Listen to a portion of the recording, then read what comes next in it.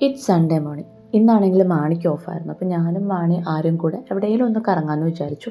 നമ്മൾ ആദ്യം വിചാരിച്ച് ബീച്ചിൽ പോകാമെന്നായിരുന്നു. പിന്നെ നമ്മൾ ബീച്ചിലെ പ്ലാൻ ഡ്രോപ്പ് ചെയ്തു. കാരണം വൈകുന്നേരം ഇപ്പോൾ വൃശ്ചികം ആയതുകൊണ്ട് തന്നെ നമ്മൾ അടുത്തുള്ള അമ്പലത്തിൽ പോകാറുണ്ട്. ഇവിടെ ഭജനയും കാര്യങ്ങളൊക്കെ ഉണ്ട്. അപ്പോൾ ബീച്ചിൽ പോകുകയാണെന്നുണ്ടെങ്കിൽ സൺസെറ്റൊക്കെ കഴിഞ്ഞിട്ട് വന്നിട്ട് പിന്നെ അമ്പലത്തിലോട്ടുള്ള പോക്ക് കുറച്ച് പോസ്റ്റാണ്. അതുകൊണ്ട് പിന്നെ നമ്മൾ ആ പ്ലാൻ ഡ്രോപ്പ് ചെയ്തിട്ട് ആരുവിനെ പാർക്കിലോട്ട് ഡൈവേർട്ട് ചെയ്ത് കയറ്റി.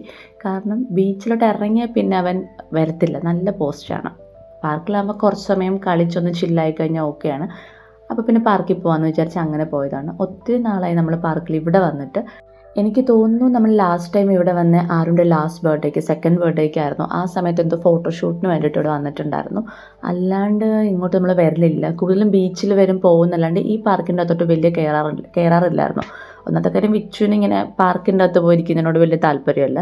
ഞാനോ മണിയൊക്കെ വരുമ്പോൾ അല്ല കസിൻസൊക്കെ ആയിട്ട് നേരത്തെ വരുമ്പോൾ അങ്ങനെയാണ് കൂടുതലും പാർക്കിലൊക്കെ പോവുക. വിച്ചു കൂടുതലും പാർക്കിൽ പോകാൻ ഇഷ്ടമുള്ളൊരു ടൈപ്പ് ഓഫ് ആളല്ല. അപ്പോൾ ഞാൻ ഇന്ന് വിചാരിച്ചു ആരും എന്നാൽ പിന്നെ ഒന്ന് പുറത്തൊക്കെ കൊണ്ടുപോകും. കാരണം ഈ വീക്ക് ഫുള്ള് നമ്മൾ വെളിയിലൊന്നും അങ്ങനെ പോയിട്ടുണ്ടായിരുന്നില്ല. കാരണം വിച്ചുവിന് ഫുള്ള് ഷൂട്ടുണ്ടായിരുന്നു. പിന്നെ എൻ്റെ ബ്രദർ ആണെങ്കിലും ഉണ്ടായിരുന്നില്ല. അവനുള്ള സമയത്തൊക്കെയാണ് പിന്നെ ഇവനെ പുറത്തൊക്കെ കൊണ്ടുപോകുന്നത്. അപ്പോൾ പിന്നെ അവനൊന്ന് ചില്ലാവട്ടെ എന്ന് വിചാരിച്ചിട്ട് അങ്ങനെ വന്നതാണ് കേട്ടോ. ഇത് അത്യാവശ്യം നല്ല പാർക്കായിരുന്നു കേട്ടോ. കാരണം ഇത് സ്റ്റാർട്ട് ചെയ്യുന്ന സമയത്തൊക്കെ അത്യാവശ്യം നല്ല തിരക്കും ഉണ്ടായിരുന്നു.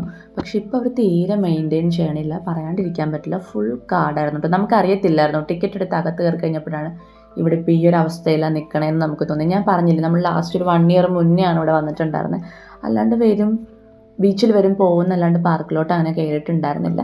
പിന്നെ ആരും ആ സ്ലൈഡിലൊക്കെ ഇരുന്ന് കളിക്കുന്ന ആ ഒരു പോർഷൻ മാത്രമാണ് കുറച്ച് നീറ്റായിട്ടുണ്ടായിരുന്നത്. ആരും പിന്നെ അത് മതി, സ്ലൈഡിൽ കയറാൻ ഭയങ്കര ഇഷ്ടമാണ്, അതിൽ കളിച്ചോളും. പക്ഷെ അത് കുറച്ച് ഡേഞ്ചറാണ്, നമ്മളെപ്പോഴും കൂടെ ഉണ്ടാകണം.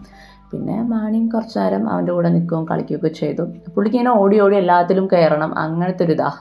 അപ്പോൾ അവിടേക്ക് ഓടി നടക്കുമായിരുന്നു. ഫുള്ള് കാട് പിടിച്ച് കിടക്കുന്നതുകൊണ്ട് നമുക്കും ഇച്ചിരി അങ്ങോട്ടൊക്കെ വിടാൻ എന്തെങ്കിലുമൊക്കെ ഉണ്ടെങ്കിലോ ഇടയ്ക്കോട്ടൊക്കെ വിടാൻ കുറച്ച് പേടിയായിരുന്നു കേട്ടോ.